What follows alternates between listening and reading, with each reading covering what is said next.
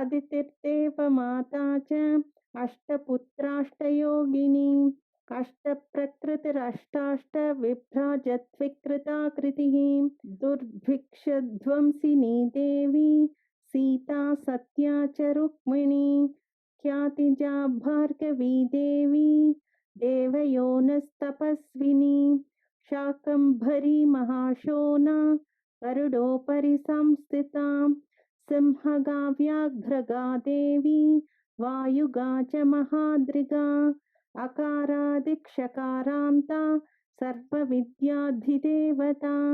मन्त्रव्याख्याननिपुणा ज्योतिश्शास्त्रैकलोचना इडा पिङ्गलिका मध्या सुषुम्ना ग्रन्थिभेदिनी कालचक्राश्रयोपेता कालचक्रस्वरूपिणी वैशारदी मतिश्रेष्ठा वरिष्ठा सर्वदीपिका वैनायकी वरारोहा श्रोणिवेला बहिर्बलिः जम्भिनी जृम्भिनी जृम्भकारिणी गणकारिका शरणी चक्रिकानन्ता सर्वव्याधिचिकित्सकी देवकी देवसङ्काशा वारिधिकरुणाकरा शर्वरी सर्वसम्पन्ना सर्वपापप्रभञ्जिनी एकमात्रा द्विमात्रा च त्रिमात्रा च तथा परा अर्धमात्रा परा सूक्ष्मा सूक्ष्मार्थार्थपरा परा एकवीरा विशेषाख्या षष्ठी देवी मनस्विनी नैष्कर्म्या निष्कला लोका ज्ञानकर्माधिका गुणा सबन्ध्वानन्दसन्दोहा व्योमकारा निरूपिता गद्यपद्यात्मिका वाणी सर्वालङ्कारसंयुता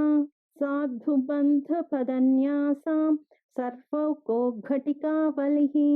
षट्कर्मा कर्कशाकारा सर्वकर्मविवर्जिता आदित्यवर्णा चापर्णा कामिनी वररूपिणी ब्रह्माणी ब्रह्मसन्ताना वेदवागीश्वरी शिवा पुराणन्यायमीमांसा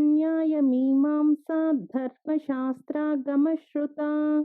सद्यो वेदवती सर्वा हंसी विद्याधिदेवता विश्वेश्वरी जगद्धात्री विश्वनिर्माणकारिणी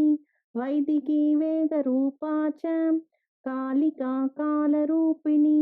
नारायणी महादेवी सर्वतत्त्वप्रवर्तिनी हिरण्यवर्णरूपा च हिरण्यपदसम्भवा कैवल्यपदवी पुण्या कैवल्यज्ञानलक्षिता ब्रह्मसम्पत्तिरूपा च ब्रह्मसम्पत्तिकारिणी